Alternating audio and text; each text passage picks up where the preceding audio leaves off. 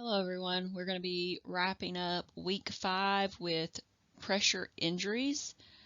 Pressure injury has replaced the term pressure ulcers because in the early stages there isn't actually an ulcer, so they have changed that to pressure injuries. So what exactly is a pressure injury? It is defined as a localized damage to the skin or underlying tissue that usually occurs over a bony prominence or is related to the use of some kind of device that's causing pressure. So what causes a pressure injury? There are multiple factors that come into play that could affect the development. First is your aging skin. The aging skin is more susceptible to an injury. This puts the older adults at a greater risk. If you have chronic illnesses, if your patient is immobile, are they sitting for long periods of time or without having any movement? Are they malnourished? Do they get enough protein, your vitamin C's? Are they incontinent? Are they sitting in their fecal or urination? Altered level of consciousness. Do they understand that they are incontinent? Do they understand that things need to be changed? Spinal cord and brain injuries or neuromuscular disorders. Is there some kind of issue that is hindering their sensory perception? These all put the patient at risk for developing a pressure injury. The mechanisms in pressure injury development are your external pressures. The external pressure is applied over an area which results in occluded blood capillaries and poor circulation to the tissue. This deprives tissue of oxygen and nutrients, which leads to your ischemia. You also have friction and shear. Friction occurs when two surfaces rub against each other. Shear occurs when one layer of tissue slides over another layer, and it separates the skin from the underlying tissue. Some common areas that you're going to see a lot is your sacrum, your coccyx, your trochanter, and heels. The different staging of pressure injuries are found on box 32-3 on page 1057. First, you have your stage 1, which is non-blanchable skin. So when you press down on the red area, it will not turn a different color. It'll stay that red. That's how you can tell that if you have a stage 1 pressure ulcer. Stage 2 is your partial thickness skin loss with an exposed dermis. So your stage 1 and your stage 2, there's no slough or a scar visible. Then we're going to go on down to stage 3. This is your full thickness loss, but it's not involving the underlying muscles, tendons, cartilage, or bones. Stage 4 is your full thickness skin and the tissue loss. Your stage 3 and your stage 4, these usually have slough or a scar. Then you have an unstageable. So an unstageable, it's the extent of the tissue damage within the ulcer cannot be confirmed because it is covered with slough and a scar. The big thing to know about your unstageable is we do not want to soften or remove stable scar from the heel or ischemic limbs. Last, you have your deep tissue pressure injuries. This is your non-blanchable, but instead of that brighter red, you're going to see a deep red, maroon, or purple discolorization. So what are we going to do? Our biggest thing is we're going to start assessing them. Are they at risk? Some samples would be your Norton scale, your water flow scale, or your Braden scale.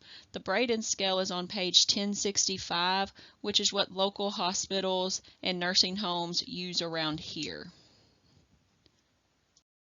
There are great definitions and pictures in your book. However, here's a slide that shows you the normal skin layout and then the different stages on how they go deeper into the skin. And then you see your unstageable and your deep tissue injury. Now we're going to look at the measurement and an assessment of a pressure injury. First, we want to note the location. Where are we seeing this pressure injury at? We want to note the stage. Are we able to stage it? And we're going to look at the size. When we measure, we're going to look at the length, the width, and the depth.